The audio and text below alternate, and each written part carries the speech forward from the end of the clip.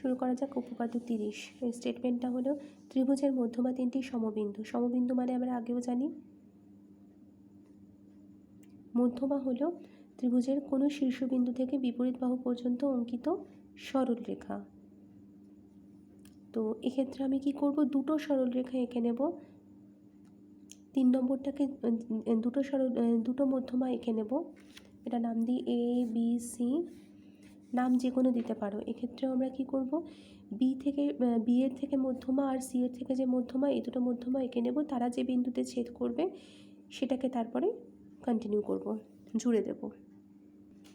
এক্ষেত্রে আমার প্রদত্ত হবে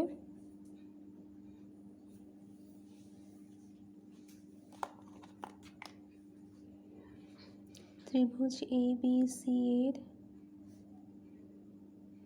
বি ও সি বিন্দু থেকে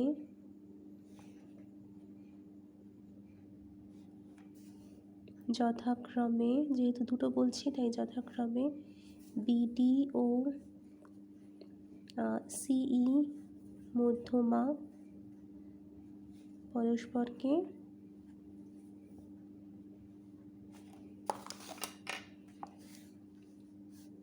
ও বিন্দুতে ছেদ করে।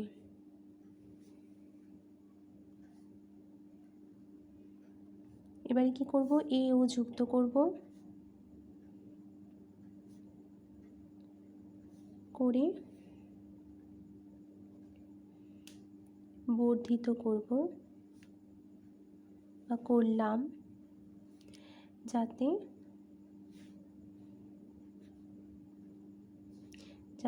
যা বিসিকে বিসিকে এফ বিন্দুতে ছেদ করে।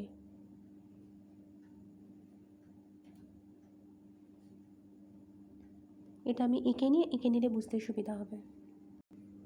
তো এরকমভাবে আমি জিনিসটা এঁকে নিলাম। এবার আমাকে প্রমাণ কি করতে হবে, প্রামাণ্যতে বলছে যে এফটাকে, এই এফটা যদি মধ্যমা হয়, আমার অলরেডি বিডি আর সিই দুটোই মধ্যমা, তারা ও বিন্দুতে পরস্পরকে ছেদ করেছে। এখন ও বিন্দুগামী, ও আর এ বিন্দুগামী এই সরল রেখাটা যদি এই এ কোণের মধ্যমা হয়, ত্রিভুজটার তৃতীয় মধ্যমা হয়, তাহলেই এটা প্রমাণ হয়ে যাবে। তো মধ্যমা হতে হলে কী হতে হবে, এফটাকে বিসি এর মধ্যবিন্দু হতে হবে। তো প্রামাণ্য আমার এটাই রইল যে এফকে বিসি এর মধ্যবিন্দু বলতে হবে।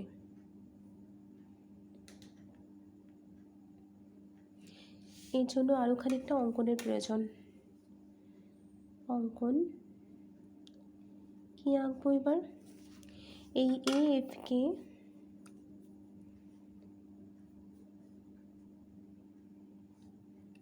জি পর্যন্ত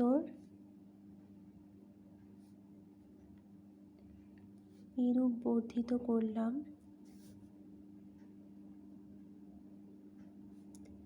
যাতে এ ও ইজুকাল টু ও জি হয়। ঠিক আছে, এঁকে নিই। সেই সঙ্গে বিজি ও সিজি কমা দিয়ে লিখব, যুক্ত করলাম। কিভাবে, বিজি, বি একটা বিন্দু, জি একটা বিন্দু, তাই বিজি আর সিজি যুক্ত করলাম। এবার প্রমাণ করতে হবে। প্রমাণ আমাকে এটুকুই করতে হবে যে এফটা বিসি এর মধ্যবিন্দু। আচ্ছা, প্রথমে আমি এই ত্রিভুজটাকে দেখি। ত্রিভুজ এ বিজি এর, ত্রিভুজ এ বিজি এর দেখতে পাচ্ছি ই ও ও যথাক্রমে এ বি ও এজি এর মধ্যবিন্দু। কারণ কি, ই তো মধ্যবিন্দু জানি, আমি প্রথমেই ধরে নিয়েছি যে সিটা হচ্ছে মধ্যমা, তাই ই মধ্যবিন্দু না হয়ে যাবে না। আর ওটা কেন মধ্যমা, কারণ আমি বলেছিলাম এ ও ইজুকাল টু ও জি, এটা আমি আগে বলে দিয়েছি, তাহলে ওটা এজি এর মধ্যবিন্দুই হবে।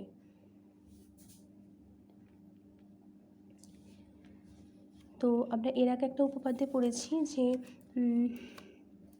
কোনো ত্রিভুজের মধ্যবিন্দু দুটোকে যে রেখা দ্বারা সংযুক্ত করা হয়, যে সরলরেখা দ্বারা সংযুক্ত করা হয়, তার তৃতীয় বাহুটার সমান্তরাল।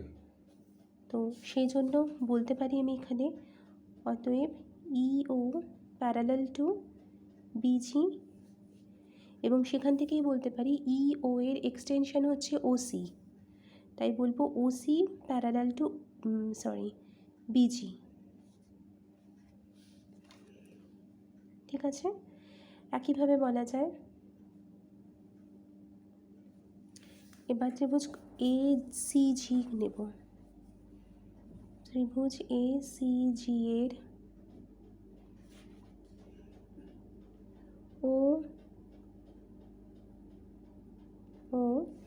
ও আর ডি যথাক্রমে,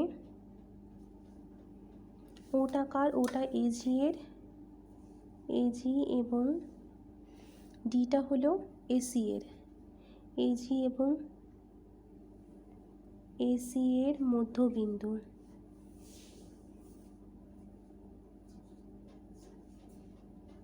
তাই মধ্যবিন্দু হিসেবে কি হবে, ওডি প্যারালাল টু জিসি, ওডি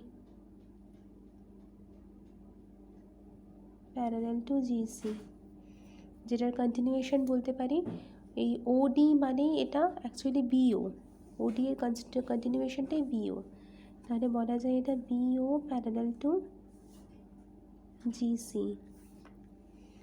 এই দুটো থেকে পাচ্ছি এটাকে 1 নম্বর দিয়ে, আর এটাকে 2 নম্বর। 1 ও 2 থেকে পাই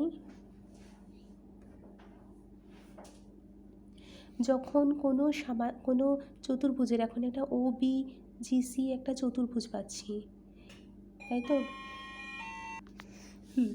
তাহলে এখান থেকে পাচ্ছি এই 1 আর 2 থেকে পাচ্ছি ও বি জিসি একটি সামান্তরিক, যার কর্ণদ্বয় যথাক্রমে ওজি আর বিসি। কর্ণদ্বয় কী পেলাম, ওজি, এটা ও বি জিসি একটা সামান্তরিক যদি হয়, তার কর্ণ দুটো কী পেলাম, ওজি আর বিসি, এবং এই কর্ণদ্বয় পরস্পরকে কোন বিন্দুতে ছেদ করলো, এফ বিন্দুতে ছেদ করেছে।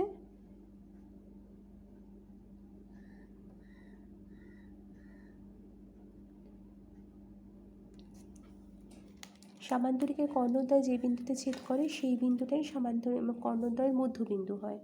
অর্থাৎ আমি বলতে পারি এফ যেমন ওজি এর মধ্যবিন্দু, তেমন একইভাবে এফ বিসি এরও মধ্যবিন্দু, তাই বলতে পারি এফ বিসি এর মধ্যবিন্দু।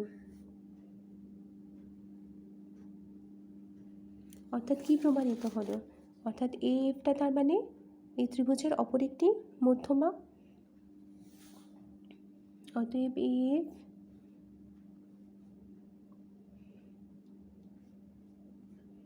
ত্রিভুজ এবিসি এর মধ্যমা,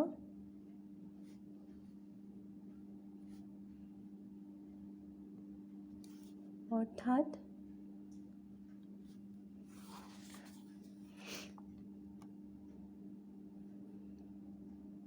এএফ বিডি ও সিই সমবিন্দু।